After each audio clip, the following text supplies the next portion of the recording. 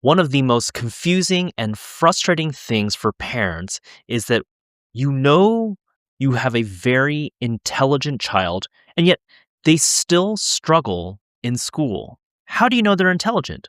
They ask thoughtful questions. They can verbally explain their understanding of a topic to you.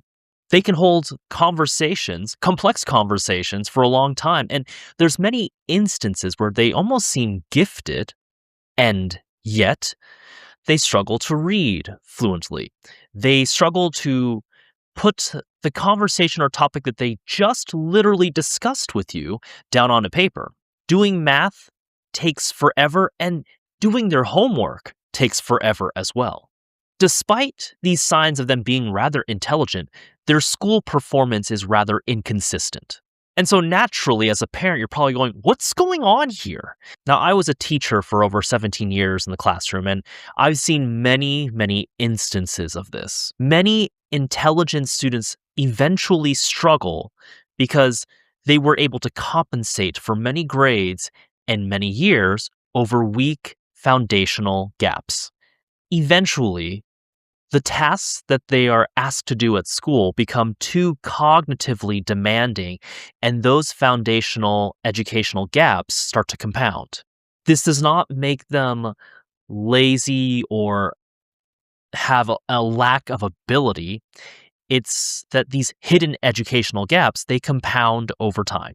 Thanks for checking us out here at the Lil Will Learning Company. We offer structured academic tutoring and structured academic curriculum in math, reading, and writing. And check out our core academic skills system. It's a real great way for your child to start off. And without further ado, let's explore why it seems that even intelligent students seem to struggle in school. So the truth is, they're intelligent. It hides their problems temporarily. Really intelligent students, and especially at younger ages and the younger grades, find ways to compensate. For example, they memorize patterns. They rely on context clues. They typically avoid all their weaknesses. And they use their strong verbal abilities to basically mask their educational gaps. So a classic example of this is a student who appears to read well because they can verbally discuss what was happening in the reading. But if you ever took that student and looked more closely, you'll see that their reading is slow, their fluency is rather weak. When it comes to more difficult comprehension questions, they are unable to answer them, and their reading stamina begins to collapse over time. Now, their being intelligent is a real thing, but intelligence doesn't overcome educational skill gaps. This typically happens around late elementary school and early middle school, that basically around that time, the tasks that students are asked to do become more complex. And they're more complex not just with academic skills specifically, but more about content in general.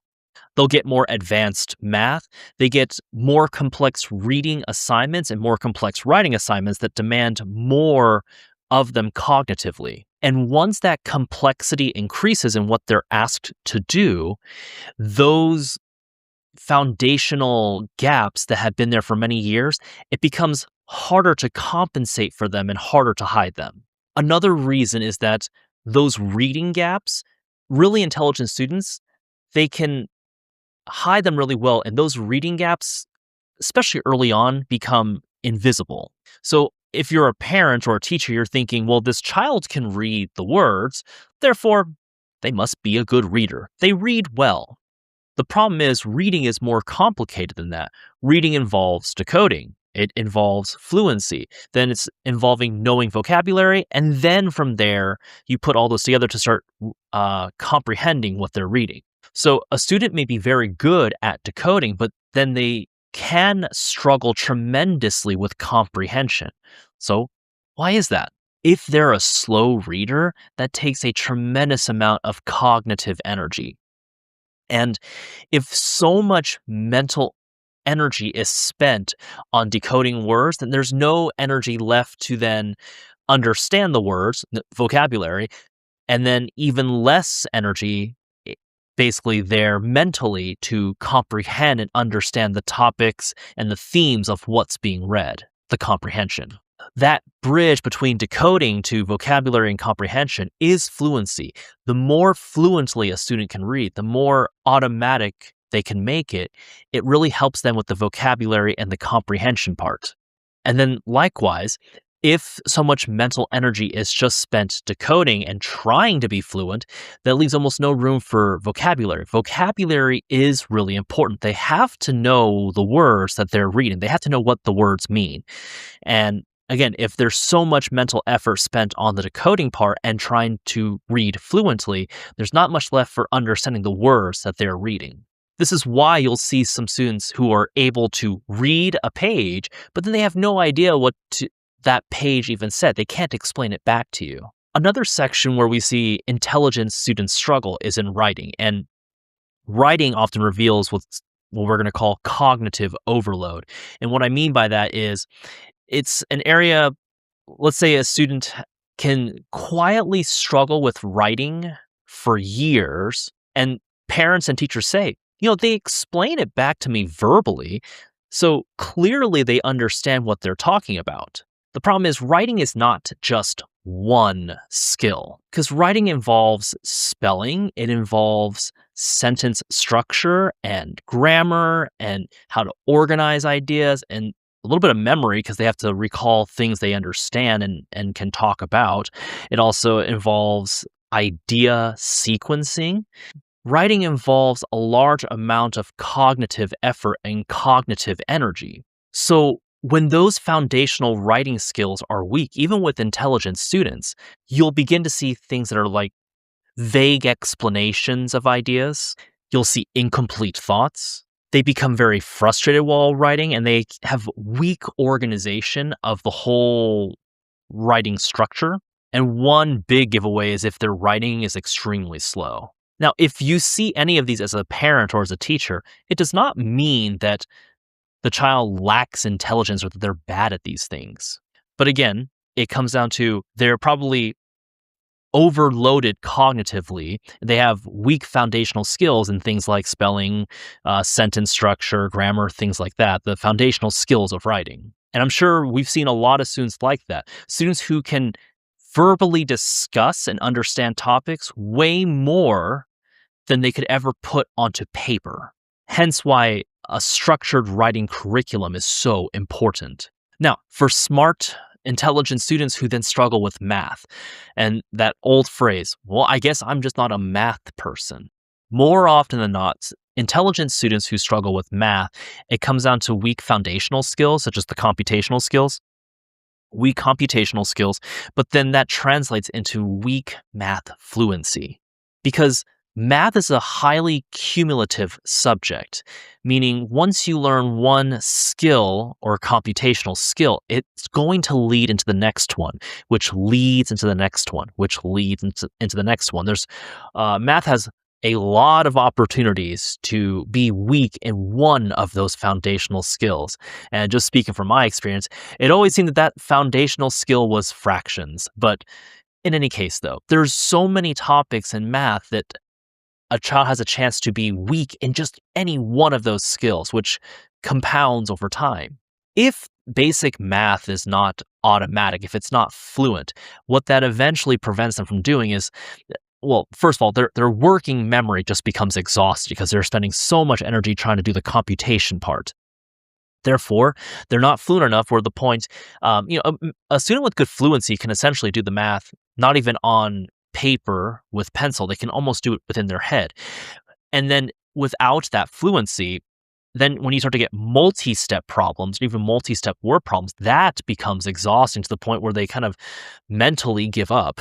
And then their reasoning struggles as well, because without that ability to work through those math skills in varying degrees, it's nearly impossible to be able to explain it back to someone. So the student may understand the concepts, but actually executing the mathematics becomes a struggle. Let's go back to the fractions example I gave. So I always say it seems like every year I got students who struggle with fractions. Now, a student may understand the concept of fractions just fine.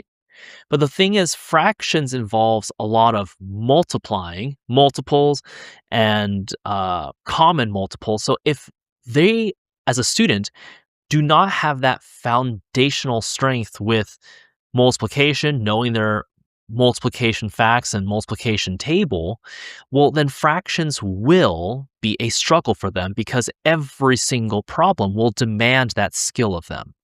Over time, this just creates a ton of frustration and hence the phrase, I guess I'm just not good at math. But it's not that they're not good at math, they have unresolved foundational gaps. So, how is it that schools can miss this? Or even how is it that maybe parents can miss this? Well, this is where my time in the classroom, I can kind of explain some of these things. And it's not to create an excuse for schools, for teachers, but it is just a reality of the situation. So, if you look at a classroom as a teacher and you see how students participate in the classroom, let's say you see that student who participates constantly, always engaged with every conversation, every single math topic. They verbally are very active throughout the day and across every subject. They're well behaved and they get enough of their work done that honestly, no red flags pop up immediately in your head as a teacher. The thing is, by the time they get to that grade, like I'll use my example, I used to teach sixth grade. By the time they get to that grade, even though they may be able to verbally engage throughout the classroom, those foundational skills that they have gaps in have compounded over time for so long. It's hard to go back for just that one student and just address those skills in the amount of time allotted in the day.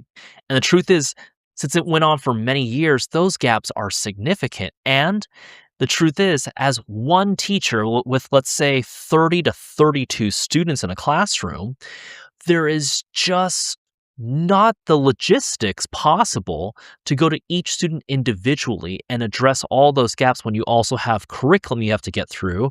You have standards that you're supposed to be teaching.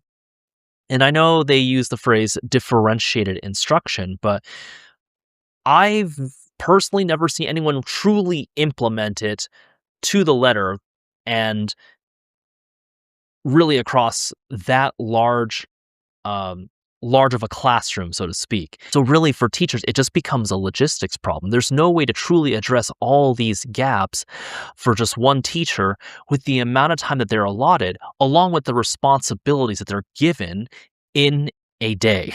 Now, if you're a parent though, what should you look for? Well, you should look for if your child is hesitant to do any academic work, if they're, let's say, avoiding certain work or especially homework. I know homework's not everyone's favorite, but true avoidance probably should not be the case. It seems like they build up a lot of fatigue while working. I know some parents are going, that's them every single day.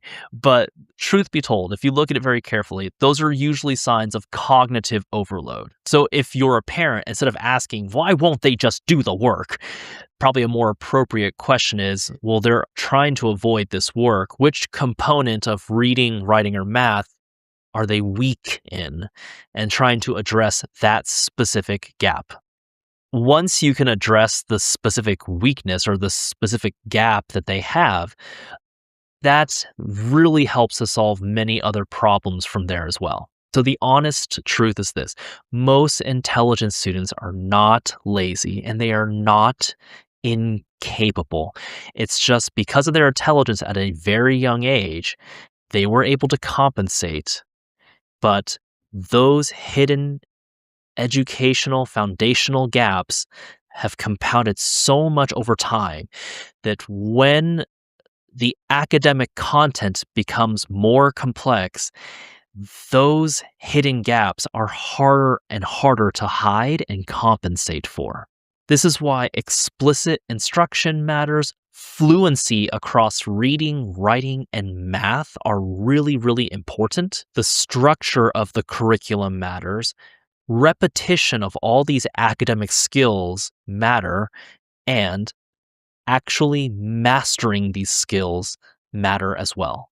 If those academic skills are built systematically, then Over time, you have students who develop very, very strong foundations in reading, writing, and math. Learning becomes faster, it's less frustrating, it's more independent, it's more coherent, and it's more enjoyable. And if you ever need any academic systems that are structured in that way, I have made some for math, reading, and writing as well. And again, the main one, the core academic skills system, which addresses math, reading fluency, and spelling from a very early age onward to address those foundational gaps as well. When those academic foundational skills are strong, students are not focusing on just surviving schools, they focus on simply learning in school. Thanks for watching. Thanks for listening. Come check us out at the Lil Will Learning Company. And until next time, take care.